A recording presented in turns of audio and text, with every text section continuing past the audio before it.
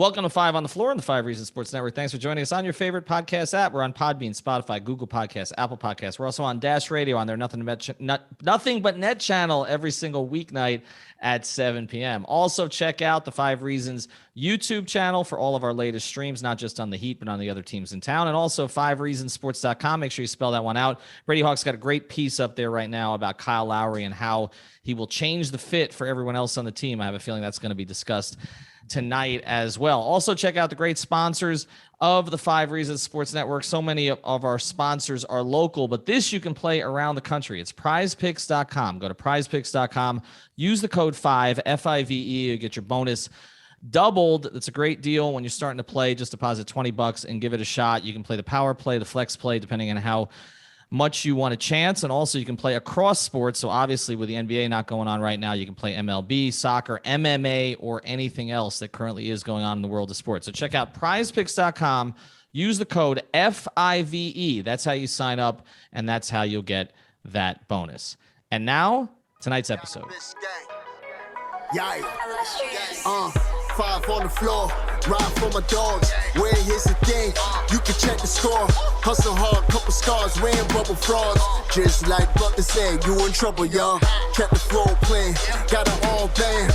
Y'all seen the block, stop with one hand. And Pat, we trust, it's power, have the guts. We're here to bring the heat, y'all can hang it up. Welcome to Five on the Floor, a daily insider show on the Miami Heat and the NBA, featuring Ethan Skolnick, Greg Sylvander, and Alex Toledo, plus others from the Five Reasons Sports Network. Welcome back to Five on the Floor. I am your host, Greg Sylvander. Today's floor plan, I am joined by Alex Toledo, if I'm saying that correctly. Pretty good. Pronouncing it as appropriately as possible. You can follow him on Twitter at Tropical Blanket. That I can say with no problem. And no Ethan Skolnick. So it's just us two. And we're actually going to circle back to something that I thought we should have done a lot sooner. I've been pushing for this in terms of like we go through on a text string, like what we're going to talk about, what episodes we want to do. And this is something I've been kind of I've been sounding the horns on, and that's Kyle Lowry. I really think, like, as I looked at the episodes we've done on Five on the Floor, I wanted to do a little bit more of a deeper dive on Kyle Lowry from an on-court perspective, because like we've heard all the narrative stuff with what he's bringing with Jimmy and what he's going to do for the team in terms of being, you know, a veteran point guard that's won and all that kind of stuff. But I don't think we've talked enough on this show about how functionally that looks on the basketball court. So I thought no better person than Alex to join me. He's probably better at this than Ethan anyway. So yeah, Kyle Lowry. First off, I just want to say that I probably wasn't as excited as I should have been when the acquisition took place, because this has been something that we felt like was coming for so long that there was almost like an anticlimactic element to it. But as I started to lean on it more, I'm getting excited about it. And the biggest thing for me that I keep like that sticks to my gut is the pick and roll stuff with Kyle Lowry, like thinking about what he can do as a pick and roll ball handler, getting a full head of steam, maybe doing some pick and roll stuff with Jimmy. I really like. So like, that was like when I started to unpack this Kyle Lowry stuff, that's where I went. Alex, like when you think about him as a pick and roll ball handler, just as a pick and roll player, what do you see that's going to benefit this team? To me, and I like that you bring that up, because it's kind of tough to think about, you know, what's the thing I'm most excited about that Kyle Lowry is going to bring to this Miami Heat team. That's definitely one of them. I just think he's going to bring so many different things, and we're going to go over them in this podcast as we, go deeper on Lowry's game here and what he brings, even at his age. But to me, it's just like whether as a screener or whether as a handler, he's going to be a plus. And the Heat love to run inverted offense and have been for, damn near a decade at this point. And Spo has only done it more and more. And we've only seen that come to a head ever since Bam has become the starter, for the past couple of seasons, where Bam is the, kind of running offense all the time. And throughout the playoffs, Jimmy, they're running inverted offense with a smaller guy screening for Jimmy. Oh my God, I can't wait to see those sets with Kyle Lowry, whether it's Lowry screening for Jimmy or Bam screening for Lowry and their pick and roll game, Bam being a better lob threat, getting to the mid-range spots easier, like we saw kind of in the Olympics, where it's just like he's going to contribute in so many aspects there on both ends of screening that I think that's something to get excited about. And it's like that doesn't even count going into all the other things I think he's going to bring on both ends of the floor. And I don't know, man. What part of his game do you want to go to next? I mean, like, so the pick and roll stuff is obviously fun, but I feel like he's going to be directing traffic in a way that we haven't seen a point guard do in Miami in a while. He alluded to Jimmy still getting his reps and stuff like that. The other thing, and it's funny how he's kind of solving so many of the things that Miami lacked. And I'm going to just pivot to point of attack defense. Like that is a thing that there's been talk of him slipping there, but I think in comparison to who has been at the position, it's still going to be an upgrade regardless. So like, do you think that that's something that's going to be a strength coming to Miami, or is that going to be something that he's going to like that maybe is his best days of doing that are behind him? Well, that part is still, I think, remains to be seen because he hasn't stepped out on the floor yet. Maybe he's not exactly in his prime anymore on defense, given that he's 35. But I don't, and we talked about that pre-show that he had a somewhat of a defensive decline last season, but along, with just all the other stuff that was going on with the Raptors playing in Tampa Bay and just kind of Lowry only playing for like half a season. I think I'm looking at it right now, he got 46 games in last season. Even if it was a shorter season, like that's pretty low. So he's going to be coming in well rested at least. I know he had his things going on there. They kind of got ravaged by COVID and injuries and whatnot over there. It was just kind of he had his foot out the door after the trade deadline. Right? He thought he was going to be out. He had that whole like speech that he did at the presser during that last game before the deadline where he thought he was going to get traded. So he balled out too against the Lakers, right? I think it was against the Lakers. He had his last game and he balled. I've already seen that. I had to watch back that highlight video just to show myself what Lowry's still capable of. Obviously not on a nightly basis, but it was just like, yeah, it's good to see him still put up those kinds of performances. And point of attack defense here with Lowry, I'm not sure how much to take of that decline. Like I said, I'm still expecting a whole lot. So even if there was a slight drop off, I'm still expecting high level defense and something that we haven't seen, because you mentioned the stuff from point guard on offense. We haven't seen this, from defense in, like I said, about a decade when it comes to, Chalmers and Norris Cole being those bulldogs on the defensive end. Like we were supposed to get some of that with Avery Bradley in the rotation that never worked out. It was always nicer in theory than the way it played out on the floor. Probably not his fault, but Lowry, I think he's somebody that's going to be able to navigate screens just like exponentially better than anybody they've had the past couple of seasons. Exponentially better. Like the gap is ginormous. And I'm not trying to talk down on Kendrick and Goran. It's just the truth. Like we talked about it for the past couple of seasons. That was where they lacked in just specifically the most. And Lowry is very strong when it comes to navigating screens on defense, staying in front of his man. And although he isn't the quickest guy anymore, and he might, De'Aaron Fox or Trae Young might blow by him now and then. For the most part, he's going to funnel guys to where they're supposed to go. He's going to take charges on defense. We know that already. He's a great positional guy. If they want to switch, if they want to drop, he's going to be excellent in either one of those coverages. They want to go back to trapping, which I'm not expecting a whole lot of anymore now that they don't have so many bad defenders. Maybe not so much zone. They're not going to have to be scrambling into that. Yeah, maybe not so much over helping. Like regardless, I think it's going to be a lot more of the simpler stuff, whether it's sticking to a switching type defense, depending on who's on the floor, or a drop type defense. If it's like Dedmon and Morris on the floor, for example, I just think Lowry fits the bill perfectly. And to me, that defense stuff is something to really, really, really get excited about, because you're going to see it in the front court and the back court. And it's just going to make life so much easier on Jimmy and Bam on both ends of the floor.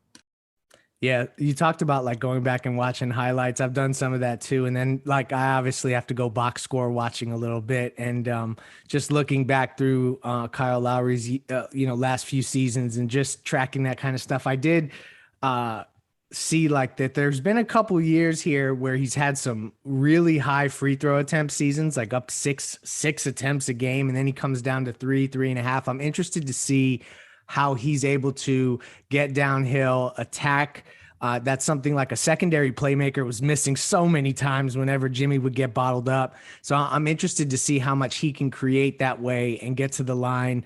So that's something else that, like, as I think through and just listening to you wax poetic about the stuff he can do on defense, I'm starting to like make my rounds about all the other things he can do. I just love that idea of what he brings, offensively that way. We need playmakers, and he's one of them. Yeah, that's absolutely true. And he's a playmaker in different ways. And it's like, I'm looking at it right now. I had checked the numbers before, but I didn't realize the gap, like you said, how crazy it was.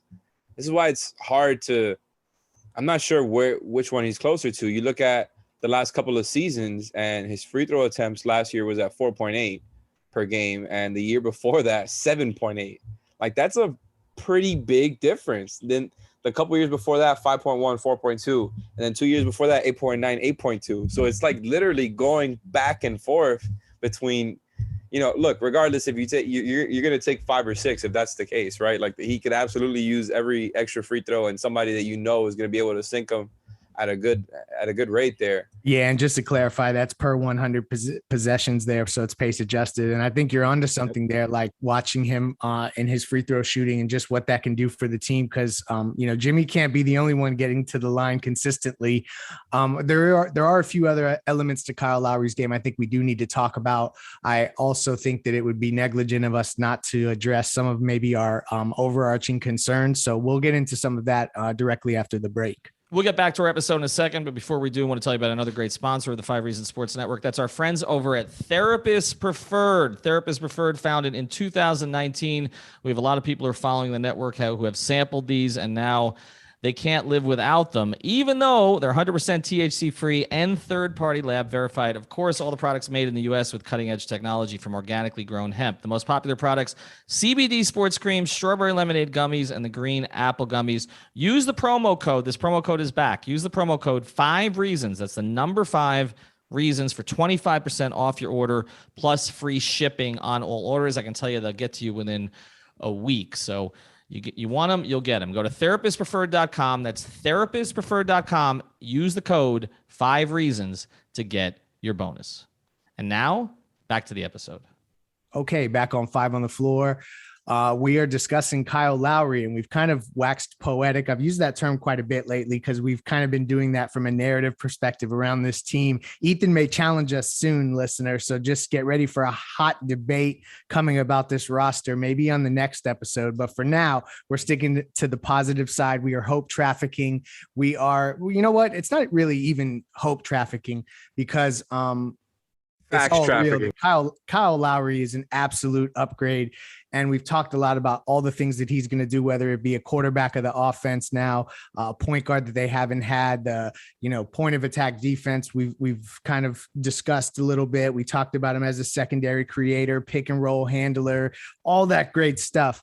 But like the defensive side of the ball, I guess, is where if there's anywhere that I think we could start to see a slip, that would probably be it.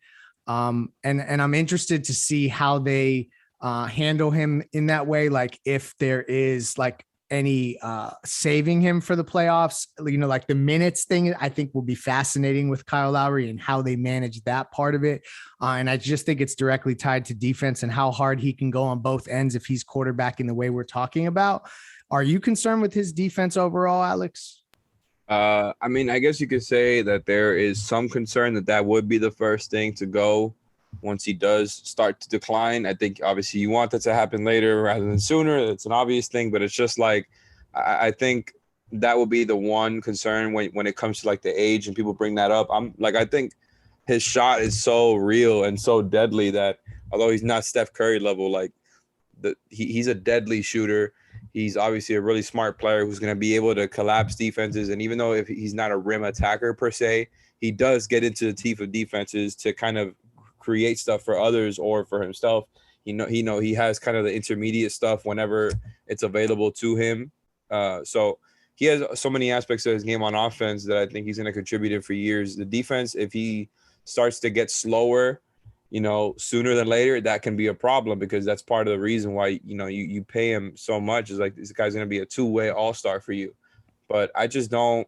I'm not really worried about that happening this season. And I could be wrong because, you know, I heard Sean Woodley from Locked On Raptors say that with David Ramil on Locked On Heat podcast. Shout out to him. I just did an appearance with him today. I'm doing another one tomorrow. If you guys want to check that out, you know, friend of the show, friend of the program. Definitely. But, you know, and I've heard other Raptors people say similar things, that he just kind of had a down year on defense. And again, from some of the stuff we talked about earlier in the show, I wonder if it has to do with just the weird context of the season with his Tampa Bay Raptors over there. And so I just think you hope that it corrects itself a little bit. I just think the whole team itself was down. They had, you know, kind of similar context going on to what the Heat had. And I would expect there to be an upswing in Lowry's defense, especially playing next to the like of Jimmy Butler, Bam, PJ Tucker, most likely in that starting 4 position, and Duncan, who was an improved defender, a much improved defender from the beginning of last season to the end of last season. So I just think it's going to be a lot easier on him to be, you know, to perform his role well on defense. I will say, in continuing along the line with the per 100 possession numbers, the defensive rating, the, you know, defensive box plus minus, those types of advanced numbers did fall off a little bit as well last season. So it goes along with the Raptors, what people were saying. Again, I think you hope that that's something that can go back the other way based on the type of team that he's got around him now. I just think he's still, like, I've tried to watch some of the stuff from last season, and it still looks like the same guy to me. So that's why I'm not so worried. Especially in high leverage situations. I did the same thing. Like I do this thing whenever the Heat acquire a new player, such as Kyle Lowry, that's of that, you know, stature in the league.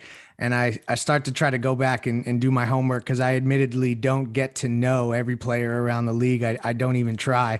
And something that strikes me as we kind of, you know, I talked about some of the concerns about his age and all that stuff. But the more that I think about it, like, that stuff is really, it's tertiary to what we're really looking at with him. Like, it's way in the background to me. I am not focused on any of those negatives. I think even Kyle Lowry at the expected declines is going to be better than anything they had defensively going with, as you said earlier, Goran and Nunn. And another cool part of this, you know, as I read back and I checked out some of his Players Tribune, like where he, you know, did some writings. There was one in 2019 after he won the championship where he said, basketball, that's always been a sanctuary, no matter how intense the game is. I thought that was pretty dope quote. And it's like, I think that is another element of Kyle Lowry that's going to help this team, is in those pressure situations. You're going to have another good shot maker, another decision maker, like just even inbounding the basketball at times is going to be huge for him. And then also, you know, late in games, you alluded to this, and I think it's really, really valid, like what he's going to do to help keep Duncan on the floor. Yeah, like, I just think the team, it's been weird, and this is something that Cooper Moorhead from Heat.com has kind of honed in on over the past couple of seasons, is in both of these regular seasons with Jimmy Butler on the team, the Heat have not been a good clutch team when you're comparing to the rest of the league. They've been in the bottom 3 or bottom 5 in clutch numbers. I don't have the exact parameters of the stats that he was referring to, but I'm pretty sure it was that the general definition is the last 5 minutes of the game. And I'm pretty sure that's what he was referring to. And I've seen him tweet it a lot. The one time where it was different was the bubble. So that's the one actual thing that you can point to the Heat really getting better at in the bubble, was the crunch time stuff. And the one thing you could really point at there was putting the extra decision maker and shot maker on the floor in Goran Dragic, and putting him there for that extra period of time as a starter and the closer, and just getting somebody there at a high level who can do that stuff for you. Obviously, Goran didn't bring the defensive stuff, but he was playing at such a high level on offense as a creator and as a shot maker that it just took the Heat to an extra level on that side of the floor. I feel like it just gave him a whole extra dynamic that they didn't really have. Whereas, like, a lot of it was really Bam and Jimmy trying to set up for everybody else. You had an extra guard who gives you an extra option as a pull-up shooter. Lowry does all of those things now at a higher rate than Goran did in the bubble. At least that's how I feel. I think maybe Goran is a little bit better as, like, he's more of a scoring guard, I feel, whereas Lowry is a little bit more balanced towards the playmaking. I feel like he's definitely a better playmaker than Goran, more versatile as far as getting guys into their spots, specifically for those the types of players that are around him. So I just think once you get to those crunch time situations, you're going to have somebody out there who's going to give you multiple ways to play. And I think you saw the Bucks really get better after they acquired Drew for similar reasons where, True. you didn't have Giannis at the top of the key always. And there was just a lot more variety. They added the Middleton Giannis screen and roll, the Drew Giannis screen and roll. So it's more than just Drew by himself playmaking, but just having all the variety to the game where it becomes harder to scheme out and harder to kind of, defend the same way over and over. When you just know that the team is looking for a Duncan Robinson dribble handoff, there's still going to be plenty of handoffs this year because Lowry is also one of the best handoff players in the league, but it's also just going to have way more options and better players executing these plays. So you've got the variety and you've got people doing it at a higher level than you have in the past on both ends of the floor. So it's just tough to really knock. Yeah, no, and you mentioned the dribble handoff stuff. I want to give a shout out on Twitter to at the Mad Heat fan. He did a great thread on the 7th, so that's 3 days from the day that we're recording now, on August 7th, kind of breaking down Dragic and Kyle Lowry and their games and how they stacked up. And essentially, as you look at the numbers, I mean, particularly all the shooting statistics, Kyle Lowry is more efficient in almost every single category. So I think ultimately, as we talked about some of these concerns, also getting up 7-8 threes a game, by the way. Right. I know that kind of volume and the 39% shooting. I mean, even if that takes a slight dip, it's huge. The dribble. Like, that's enormous. It's a whole other dynamic to their offense that they haven't had since Goran was doing stuff off the dribble, considering you're also adding in the playmaking. Lowry gets to the line a little bit, as we've talked about. I just think like having that pull-up shooting option is going to make things easier for the rest of the offense to breathe a bit. Yeah, I mean, and then I'll close here with something that came off of the Mad Heat fans thread with just like when we talk about driving to the basket, you talk about Goran, and really what made him special is when he got downhill and he got a full head of steam, his first step, like when he initially got here, those were the things. But if you look at last year, Lowry had more drives per game, shot a higher percentage when he got to the basket. So I just he's not see even known for his finishing, but that's exactly why I say that although he's not exactly the high volume scorer that people have envisioned for this team, like a Levine or Beal, for example, or even a DeRozan, he does fit the bill of the playmaker and being able to score and make things happen from all three levels. Even if obviously he's better at shooting than getting to the rim, he does add to all those things. He's also a great rebounder for his position, can guard up on defense. Obviously a really smart player, has all the leadership stuff that is unquantifiable, and the reputation that he has that precedes him, as well as the on-court chemistry. Like it's really the intersection. I feel like, when with this big three that they have right now, maybe it's not the most talented, but it's the intersection of on-court chemistry, off-court chemistry.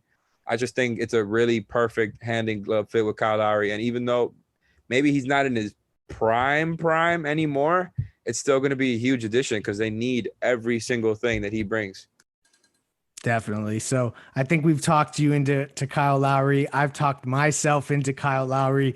So we definitely wanted to give him his flowers throughout this offseason. And we will definitely talk a lot more about him. But, this episode, we really just wanted to deep dive into his game. Ethan will be back, and we will have some hot takes and debates coming your way with the next episode related to this roster. We'll see where that goes, but thank you for listening, and we'll be back. Thank you for listening to the Five on the Floor on the Five Reasons Sports Network.